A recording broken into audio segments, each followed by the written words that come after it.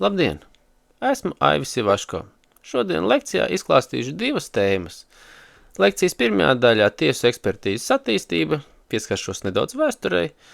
Lekcijas otrajā daļā jaunākās tendences tiesu ekspertīzē. Tiesu ekspertīzes vēsturisks pārskats. Eižēns Francois Vidoks. Manuprāt, viņš ir saistīts ar tiesu ekspertīzes pašiem sākumiem. Bet varbūt tās jums būs savs viedoklis, ka, piemēram, tiesu ekspertīzes sākumu vajadzētu meklēt saistībā ar roku nospiedumiem, un tad mums būtu jāvēršās Ķīnā, un tad, protams, tur būtu pavisam citi gadu skaitļi. Bet sāksim ar Eižēnu Francois Vidoku. Viņš ir piedzimis 1775. gadā. Piedzimis maiznieka ģimenē, mazā Francijas pilsētā, 6 bērnu ģimenei. Tēvam bija veikals. Eižēns Francois Vidoks, viņš bija piedzīvojuma meklētājs. Es gribētu teikt, vieglas dzīves tīkotājs. Viņš bija slinks, bet viņam bija ļoti laba atmiņa. 14 gadu vecumā viņš nozaga vecāku veikalu kasi, jo vēlējās aizceļot uz Ameriku. Kad viņš tika līdz ostai, iztērēja naudu ar ielas meitām, kas viņu arī apzaga, nācās fināli atgriezties atpakaļ uz mājām. Tēvs audzināšanas nolūkos vienojās ar žandarmiem par to, lai Eižēnu ieslodzītu cietumā uz 2 nedēļām. Bet šis eksperiments neizdevās, un finālā Eižēns saprata, ka romantika ir kriminālajā pasaulē, nevis tiem, kas ir likuma paklausīgi. Esot kriminālajā pasaulē, Eižēns tika uzskatīts par kriminālās pasaules ģēniju. Ņemot vērā viņa dzīves stilam, viņam visu laiku bija kaut kādas konflikta situācijas ar likumu. Daudz laika viņš pavadīja cietumā. Tad, kad Eižēns saprata, ka vairāk no cietuma tik viegli ārā netiks, viņš 1809. gadā pieteicās strādāt policijas labā. Sākumā viņš strādāja par spiegu cietumā, vēlāk pēc inscenētas izbēgšanas no cietuma strādāja par detektīvu. Pēc 2 gadiem Vidoks kļuva par detektīvu vienības priekšnieku. Šo vienību sauc Nacionālā drošība. Vidokam bija viedoklis, ka jebkuru noziegumu var atklāt tikai pats noziedznieks, jo viņš vislabāk orientējās šajā sfērā. Nepavelti visas metodas, ko viņš izstrādāja, vēl mūsdienās izmanto krimināla policija. Tāpēc krimināla policijai Vidoks ir jāuzskata kā tāds krimināla policijas dibinātājs. Tajā sakarā Vidoks savā vienībā pieņēma bijušos noziedzniekus. Un, protams, viņam ļoti labi rezultāti bija saistībā ar noziegumu atklāšanu. Ar noziedzību kā tādu visā Francijā.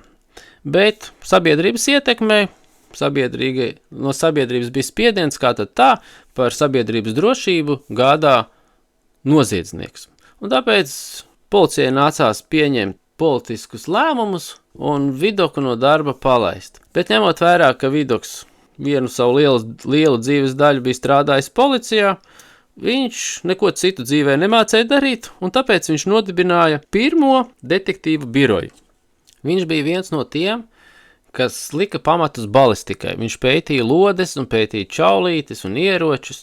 Viņš konstatēja, ka viena cilvēka asinis ar kaut kādām ķīmiskām vielām reaģē pa vienam, cita cilvēka asinis reaģē pa otram. Līdz ar to viņš jau saprata, ka var izmantot grupas piederību.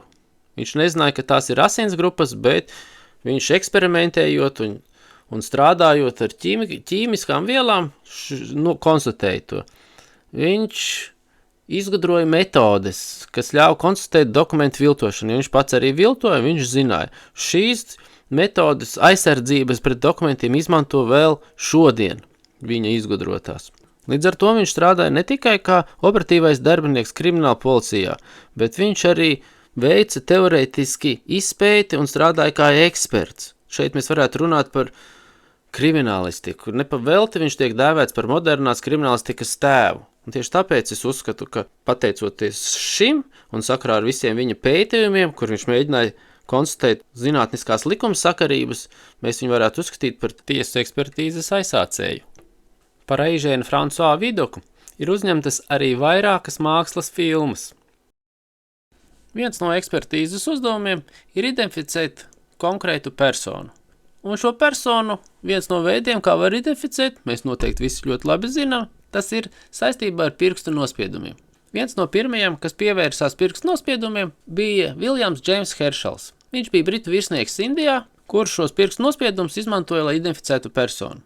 Vēsturē šie fakti par viņu ir dažādi. Viens no faktiem bija tas, ka viņš jau būdams arī vēl jurists, viņš uz līgumiem lika partnerim ne tikai parakstīties, bet arī atstāt pirkstu nospiedumu. Un šeit runa ir par to, ka viņš to lika darīt tāpēc, ka pēc indiešu mitoloģijas pirkstu nospiedums, tas, kurš ir atstājis pirkstu nospiedumu, nes atbildību Dieva priekšā. Protams, šeit runa par pirkstu nospiedumu, kas ir izdarīts ar asinīm, bet šī gadījumā, lai panāktu efektu, ka līgums tiktu izpildīts, viņš vienkārši lika līgumu slēdzēju pusē atstāt arī savu pirkstu nospiedumu.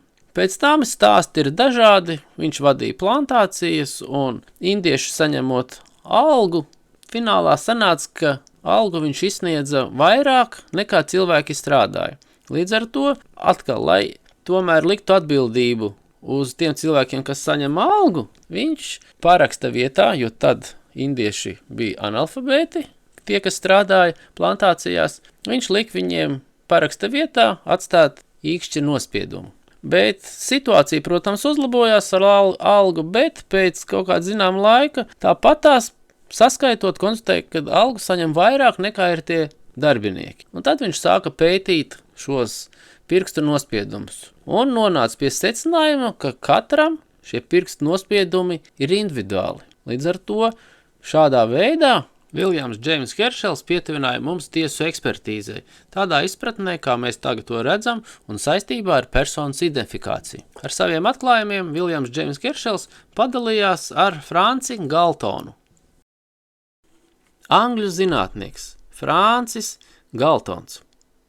Viņš 1880. gadā, pamatojoties uz Viljama Džeimsa Heršela pētījumiem, sāk izstrādāt pirkstu nospiedumu klasifikācijas sistēmu. Viņš ne tikai izstrādāja vai pilnveidoja to, ko bija Viljams Džeims Heršels atklājis, tātad vispārējās pazīmes. Viņš arī raksturoja visas tās sevišķās pazīmes, pēc kurām mūsdienu daktiloskopi arī strādā. Un mūsdienu daktiloskopi šīs sevišķās pazīmes, pēc kurām tad tiek identificēts konkrētais cilvēks, mūsdienās arī sauc nevis par roku nospiedumu sevišķajām pazīmēm, bet viņus sauc arī kā Galtona pazīmes. Un ja daktiloskopam pasaka, ka tika konstatēts tik un tik Galtona pazīmes, jebkurš daktiloskops saprot, ka tās ir sevišķās pazīmes, rokas pēdā vai pirksta nospiedumā. Un drīz vien pēc šādas klasifikācijas pirkstu nospiedumu analīze, kā personības identifikācijas metode, izplatījās pa visu pasauli. Alfons Bertiljons. Pieļauju, ka jūs par šo personu esat jau dzirdējuši. Viņš ir tā persona, kur izdomāja, ka cilvēku var identificēt, izmērot viņa atsevišķas ķermeņa daļas. Alfons Bertiljons bija bez kaut kādiem īpašiem talantiem. Skolā viņam negāja, augstāko izglītību viņš nesaņēma, bet viņam bija slavens tēvs. Vēl jāpiebilst tas, ka viņš bija francūzs un dzīvoja Francijā. Viņa izgudrojumu no sākuma negribēja pieņemt, bet pēc tam, tad, kad viņa iekārtoja darbā policijā, ņemot vērā, ka viņam izglītības nebija, zināšana nekāda nebija, viņa uzdevums bija visgrūtākais, visnepateicīgākais reģistrēt aizdomās turamās personas. Viņš šeit konstatēja, ka tas darbs, ko viņš dara, nevienam nav vajadzīgs, jo aizdomās turamie noziedznieki viņi varēja uzdoties katreiz savā vārdā, un neviens viņus nevarēja atpazīt. Tāpēc viņš izdomāja šo sistēmu, ka vajadzētu sākt mērīt atsevišķas ķermeņa daļas. Bija iespējams atpazīt konkrēto cilvēku, tad Francija paziņoja, ka šī ir vienīgā vislabākā metode, kā atpazīt personu. Pēc tam šī metode izplatījās pa visu pasauli, tika ierīkotas speciālas telpas, kur aizdomās turamās personas mērīt, neskatoties uz to, ka paralēli attīstījās personas atpazīšana pēc roku nospiedumiem. Šo metodu nosauca Alfona Bertiljona uzvārdā par bartiljonāžu, un viņa Francijā bija aktuāli līdz 1914. gadam. Pārējā pasaule dēļ sarežģītības no šīs bartiljonāžas atteicās. Francija tikai tad, kad Alfons Bertiljons nomira, tad arī Francija atteicās no bartiljonāžas. Šajā sakarā pastāstīšu leģendu par Vilu un Viljamu Vestu. 1903. gadā Amerikā, Kanzasā uz Leavenwortas cietumu nogādāja Vilu Vestu. Tur bija noteikta kārtība un visus noziedzniekus reģistrēja, izmantojot bartiljonāžu. Lietvedis, kura pienākumos bija reģistrēt visus cietumniekus, noformējot Vilu Vestu, viņam radās aizdomas, ka viņš jau vienreiz viņu ir noformējis. Un tāpēc viņš uzdeva jautājumu, vai viņš jau kādreiz nav bijis šajā cietumā, uz ko Vests atbildēja, ka nē. Pēc kā viņš salīdzināja visus mērījumus un konstatēja, ka viņi sakrīt ar cietumā jau esošu cilvēku, kurš bija Viljams Vests. Pēc tam tika pārbaudīti pirkstu nospiedumi un tika konstatēts, ka pirkstu nospiedumi gan atšķirās. Līdz ar ko tika konstatētas Bertiljona metodas trūkumi, un tas bija sākums, lai Amerikas Savienotās valstis atteiktos no bertiljonāžas. Un kā mēs labi zinām, pašreiz Latvijā, lai identificētu personu, arī tiek izmantoti pirkstu nospiedumi. Un tagad parunāsim par tiesu ekspertīzi Latvijā. Cilvēki, kas Latvijā saistīti ar ekspertīzi, noteikti nav maz, bet ņemot vērā, ka man darbs galvenokārt bija saistīts ar policiju, minēšu tikai vienu – Andriju Kavalieri. Pārējos jums nāksies atrast pašiem. Jebkura ekspertīze saistīta ar zinātniski-tehnisko progresu. Ja mēs paskatāmies padomju laikus, tad Latvijas iekšlietu ministrijai no 70. gadu sākuma līdz pat Padomju Savienības sabrukšanai zinātniski-tehniskā progresa jomā bija viena no vadošajām vietām Padomju Savienībā. Un tas lielā mērā bija Andrija Kavaliera nopelns. Piemēram, odroloģijas izmantošanā. Un tas, manuprāt, ir pamats, kāpēc vispār odroloģija kā ekspertīze mums ir attīstījusies tādā kvalitātē un mērā, kāda viņi ir pašreiz. Minēšu 1975. gada laikraksta Cīņa fragmentu. Pavisam nepieļaujami šādos gadījumos ir tā saucamā kriminālistiskā pašdarbība. Trasoloģija. Tas ir mācība par pēdām, par to, kā labāk tās atrast, kā rīkoties nozieguma vietā, lai neietu zudumā neviens pierādījums. Trasoloģija ir īpaši kriminālistikas zinātnes sastāvdaļa. Tādēļ doma, ka šajā jomā var palīdzēt nespeciālists, ir pašos pamatos saplama. Nespeciālists var palīdzēt tikai nekavējoties ziņojot par to notikušo milicijai, un līdz tās atbraukšanai uzmanīt, lai neviens nekam nepieskartos un nestaigātu par notikumu vietu. Patreiz noziedznieku atmaskošanai bieži vien pietiek ar visniecīgāko pūciņu vai citu mikroskopisku daļiņu. Tā intervijā avīzei stāstīja Andrijs Kavalieris. Runājot par ekspertīzēm, 1998. gadā Andrijs Kavalieris bija komandējumā Izrēlā. Tur viņš iepazinās ar poligrāfa lietošanu un atceļā uzrakstīja par poligrāfu atskaiti vairāk kā uz 20 lapām. Un principā šī atskaite bija par pamatu, lai Latvijā pievērstos poligrāfa ekspertīzēm kā tādām. Un šeit jūs, protams, varat papētīt arī citus Andrija Kavaliera nopelnus, un noteikti visi jūs zinat kriminālistikas grāmatas, kas principā ir vienīgās uz doto brīdi, kas tiek izmantotas visur, apmācot un mācoties kriminālistiku. Paskatīsimies, kāds stāvoklis mums ir ar ekspertīžu iestādēm mūsu valstī. Kā pirmo minēšu Nacionālo psihiskās veselības centru. Šodien tā ir lielākā psihiatriskās un narkoloģiskās ārstniecības iestāde valstī. Tad tā izveidojusies 2007. gada 1. martā, pārņemot reorganizēto garīgās veselības valsts aģentūras un narkoloģijas valsts aģentūras funkcijas, tiesības un pienākums ar ārstniecību saistītajās jomās. Rīgā jau viduslaikos veidojās iejūtīga attieksme pret garīgi slimajiem.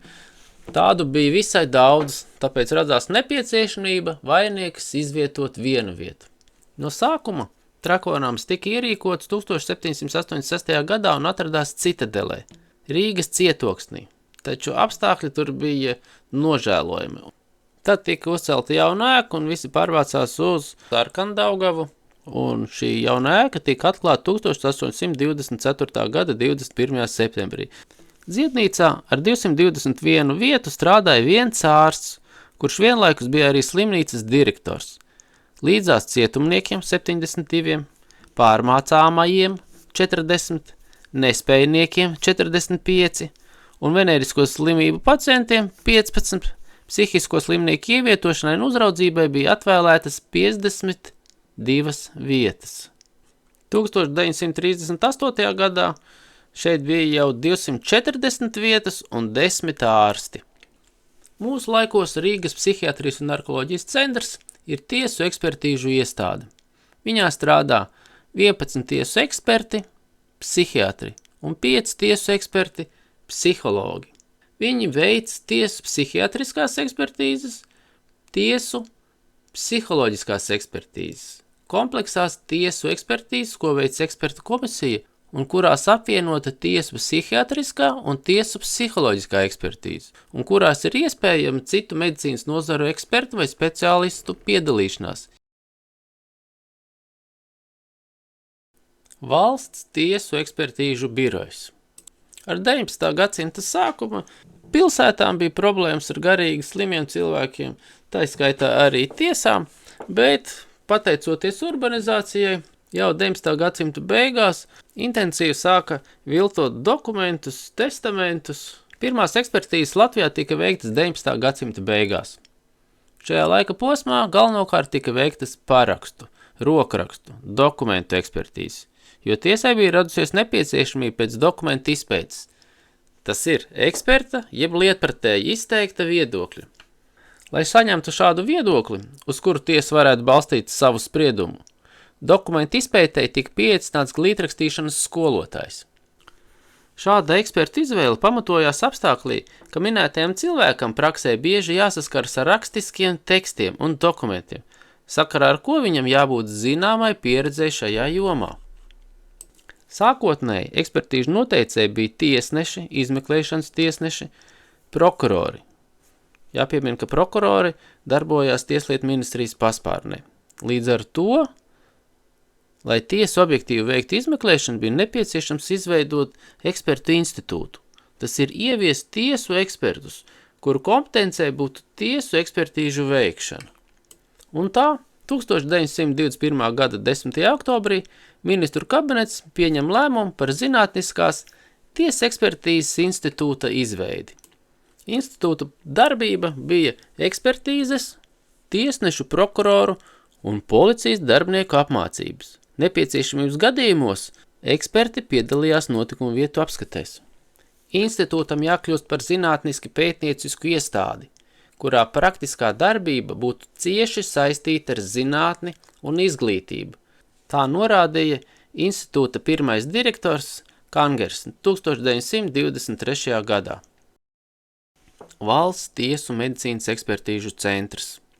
Neatkarīgās Latvijas valsts pastāvēšanas pirmajos gados tiesu medicīnas jomā saglabājās vecā Krievu laiku kārtība. Par Eiropiskas akadēmiskās un praktiskās tiesu medicīnas izveidas sākumu gadu Latvijā jāuzskata 1922. Kad Latvijas Universitātes medicīnas fakultātes ietvaros tika izveidots Tieslietu medicīnas institūts. Tā organizators un ilgadējs vadītājs bija Ferdinands Neireiters, Vīnes tiesu medicīnas skolas pārstāvis. Neireiters izstrādāja oriģinālus Latvijas apstākļiem adoptētus līķu tiesmedicīniskās izmeklēšanas noteikumus un vairākus citus praktiskos tiesu medicīnas darbību reglamentējušus dokumentus. 1931. gadā viņš izdeva pirmo tiesu medicīnas mācību grāmatu latviešu valodā Tiesu medicīna un ārstu deontoloģija. Praktisko tiesu medicīnisko darbību Latvijā mūsdienās veic valsts tiesu medicīnas ekspertīzes centrs, kas pakļauts veselības ministrijai un to finansē valsts. Mūsdienās valsts tiesu medicīnas ekspertīžu centrs veic mirušu cilvēku izpēti, dzīvu personu izpēti, bioloģiskas izcelsmes pēdu klātbūtnes noteikšanu uz priekšmetiem, ķīmiski toksoloģiskās izpētes, DNS izpētes, paternitātes un parentitātes noteikšanas ekspertīzes ar DNS izpētes metodi.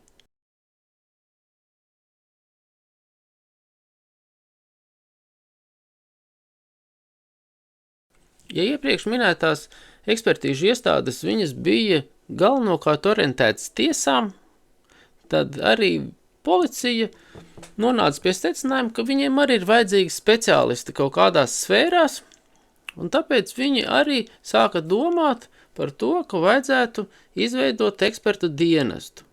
Un tā 1935. gada sākumā pie kriminālās policijas pārvaldes sāka darboties krimināla tehniskās izmeklēšanas nodaļa un tika nodibināts krimināla tehniskās izmeklēšanas inspektora amats. Un tā ar 1945. gada 25. aprīļa pavēli tiek radīta pirmā eksperta štata vieta. Šis tad ir sākums tam, ka policijas iestādes apzinājās, ka savu mērķu veikšanai ir nepieciešams savi eksperti, kur atbalstu sniedz tieši policijas darbiniekiem, veicot sākotnējās procesuālās darbības. Un tā 1946. gadā iekšlietu ministrijas milicijas pārvaldes operatīvā daļā nodibina zinātniski tehnisko grupu. Un šis ir tas, manuprāt, pamatakmens, uz kā bāzes tad ir izveidojusies valsts policijas ekspertu struktūra vienība. Vai kā viņas nosaukums ir pašreiz valsts policijas galvenās krimināla policijas pārvaldes kriminālistikas pārvalde. Apkopojot manus minētos faktus par speciālistiem, konkrētās sfērās mēs redzam, no sākuma viņi bija vajadzīgi galvenokārt pilsētai. Šeit mēs runājam par garīgi slimajiem. Pēc tam, pateicoties urbanizācijai, nepieciešami bija eksperti, speciālisti tiesām, un šī iemesla dēļ viņi izveidoja speciālu institūtu.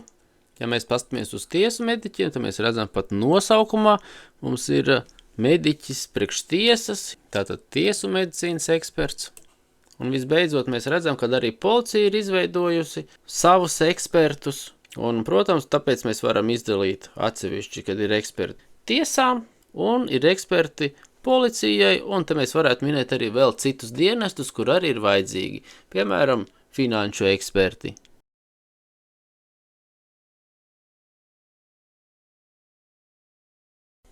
Internetā ir pieejams tiesu ekspertīžu metožu reģistrs.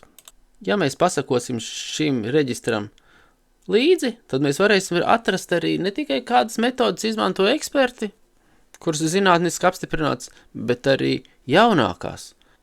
Un kā jūs šeit varat redzēt, metodas ir apstiprinātas jau šogad, 2024. gadā. Mikroskopiskā izpēte. Un šeit gribu sākt ar jaunākajām tendencēm, pieminot, ka mums attīstās tehnika. Un pateicoties tam, ka attīstās tehnika, ir iespējams daudz dziļāk un pilnīgāk veikt izpēti to, ko līdz tam to nebija iespējams izdarīt. Un mikroskopiskā izpēte un mikroskopiskā tehnika tā, tas tikai ir viens instruments, ar ko eksperts izmanto, lai veiktu pētījumus. Pastīsimies tālāk. Nehumānais DNS. Jauns ekspertīžu virziens ar lielu attīstības potenciālu.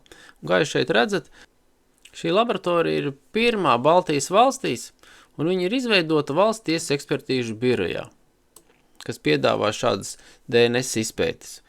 Ja runājot par cilvēka DNS, visiem tas ir it kā skaidrs, kad pateicoties cilvēka DNS-am mēs varam identificēt konkrētu cilvēku, bet ar nehumāno DNS mēs varam identificēt gan augus, gan dzīvniekus. Un šeit, protams, pavarās ļoti lielas perspektīvas ekspertīžu izpētē, piemēram, augu un to daļu izpētēs. Ja, te mēs runājam par lapām, stumbriem, saknēm, ziedu daļām un sēklām. Tā skaitā mēs varam runāt par sēnēm. Un šeit mēs runājam par psihoaktīvajām sēnēm. Mēs varam runāt par dzīvnieku, kaut kādiem bioloģiskiem materiāliem, tad šī gadījumā ar asinis, siekalas, mati, iekšēji orgāni, ja? Un tāpat tās arī dzīvnieku izstrādājumi. Te varētu būt runa varbūt par kontrabandu, ja?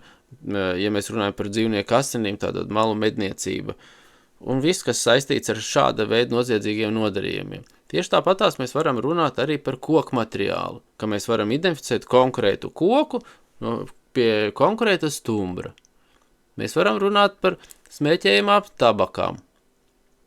Jā, tātad mēs varam pateikt ne tikai to, ka tā ir tabaka tagad, bet mēs varam pateikt, ka konkrēti no kurienes tā tabaka mums ir nākusi. Līdz ar to šeit šīs ekspertīžu veids paver ļoti grandiozas iespējas, un te var minēt atkal to tehnikas attīstību, zinātnes attīstību, un, protams, kad šeit metodes tiek izstrādātas, jau ir dažas reģistrētas, šīs virziens Latvijā ir ar lielu perspektīvu. Minēšu dažus vārdus atkal par tehniku. 3-dimensiālais digitālais mikroskops. Ja iepriekš pēdas mēs varējām analizēt ar mikroskopu palīdzību tikai 2 dimensijās, tad tagad ar 3-dimensiālo digitālo mikroskopu iespējams pēdas analizēt arī 3. dimensijā. Un šāda tehnika ir ļoti būtiska veicot trasoloģisko pēdu izpēti. Kā jau es iepriekš minēju, tad, kad veidojās tiesas ekspertīzes, ļoti būtiski bija dokumenta tehniskās ekspertīzes, rokraksta ekspertīzes. Nekas jau uz doto brīdi mums nav mainījies. Šādi noziegumi vēl turpinās, tiek viltoti visādi dokumenti, līgumi, parādzīmes, testamenti. Un kāds ir iedomājies, ka, piemēram, ar digitālās tehnikas attīstību tagad šādus noziegumus būs daudz vienkāršāk veikt. Tad arī tiesu ekspertīze šeit spēr lielus soļus un jau ir iespējams noteikt dokumenta vecumu. Ir iespējams noteikt, kad konkrētā persona ir parakstījusi, piemēram, testamentu. Ugunsgrēku tehniskās ekspertīzes. Arī šajā sfērā viss attīstās un ekspertiem pateicoties tehniskām iespējām ir iespējams atrast vienkāršāk cilmes vietu. Kā mēs saprotam, pēc cilmes vietas ir iespējams noteikt, vai ir bijusi ļaunprātīga dedzināšana, vai ir izmantot kaut kādi degšķidrumi, un pateicoties tehnikai un eksperta zināšanām un prasmēm, ir iespējams šo vietu atrast un atrast visas pēdas, kas liecina par to, kāpēc ir ugunsgrēks izcēlies. Ja tā ir ļaunprātīga dedzināšana, tad, protams, pateicoties izņemtajām pēdām notikuma vietā, būs iespējams arī to noteikt. Līdz ar šādas tehnikas izmantošanu krasi paceļās notikuma vietas apskates kvalitāte. Arī ceļu satiksmes negadījuma ekspertīzēs, pateicoties tehnikai, eksperti ir ar lielākām iespējām, jo notikuma vietās tiek tagad izmantotas 3D skenēšanas iekārtas, ar kuru palīdzību notikuma vietā var redzēt daudz vairāk pēdas un daudz precīzāk gan veikt mērījumus, gan arī nonākt daudz precīzāk pie secinājumiem. Bez minētās tehnikas tiek izmantots arī drons, kas var situāciju novērtēt jau pavisam citā kvalitātē, un pateicoties jaunākām tehnoloģijām, ir iespējams nolasīt informāciju no automašīnas, kur līdz šim nevarēja izdarīt. Tā ka šajās ekspertīzēs arī ir spērts, pateicoties tehniskajam progresam, viens liels solis attīstības virzienā.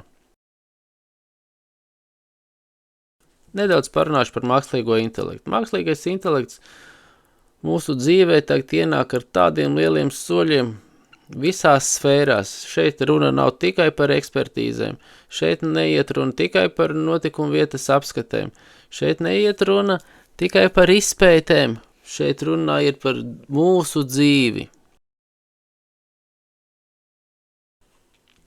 Mākslīgais intelekts ekspertīzēs ir paver ļoti daudz un plašas iespējas. Tātad pirmām kārtām ekspertīzes ar lielu datu apjomu apstrādi. Tas nozīmē datu bāzes, attēli, video. Varēšu minēt, piemēram, kad ir iesūtīti video materiāli, kurā ir nepieciešams atrast, piemēram, automašīnu. Tas nozīmē, ka cilvēka resursi te varētu nepietikt. Mākslīgais intelekts ar tādu uzdevumu tiks dažu sekundžu laikā. Nākošais mēs varētu runāt par sejas atpazīšanu pēc foto, video attēliem. Visi mēs esam piedzīvojuši, ka automašīnas numuru jau programma nodrošinājums var atpazīt. Paceļ barjeru, ja numurs atpazīts, vai nepaceļ barjeru, ka numurs nav atpazīts. Šeit mēs redzam sejas atpazīšanu, bankomāti, video novērošanas kamera. Šeit mums atkal eksperta resursi varētu nepietikt. Intelekts mākslīgais tiks galā dažās sekundēs. Nākošais, kur mēs varētu redzēt valodas analīzi, papildus sniedzot emocionālās izteiksmes novērtējumu. Un šeit mēs varētu runāt, ka mēs lasot kaut kādu tekstu, draudu vēstuli, mēs varam novērtēt arī tā cilvēka emocionālo stāvokli, piemēram. Un mākslīgais intelekts šeit mums ir liels atbalsts, un mēs jau varētu pēc konkrētās vēstules nav būtiski, vai tā būs draudu vēstule vai vienkārši informatīva rakstura vēstule, mēs jau varam paredzēt cilvēka rīcību, pateicoties tam, ko mākslīgais intelekts būs novērtējis. Rokraksta ekspertīzēs, šeit mēs varētu runāt par liela apjoma teksta pētīšanu, liela skaita parakstu pētīšanu. Jā, visur šeit mums palīdzēs mākslīgais intelekts, tā ka šīs sfēras ir ļoti plašas kā tādas, bet ekspertīzēs arī ļoti plašas iespējas. Viens no mākslīgā intelekta iegūmiem, veicot ekspertīzi, būs ekspertīzes veikšanas laiks. Tātad ekspertīzes izpildes termiņš krasi samazināsies. Šeit runājot par apjomīgām ekspertīzēm, kur tiks izmantot šis mākslīgais intelekts. Otrs no svarīgiem punktiem, ko iegūs pats eksperts. Tiks paplašināts viņa zināšanas, tiks paplašināts viņa iespējas, līdz ar to tiks izstrādāts jaunas metodes, un ieguvēja finālā būs visa sabiedrība.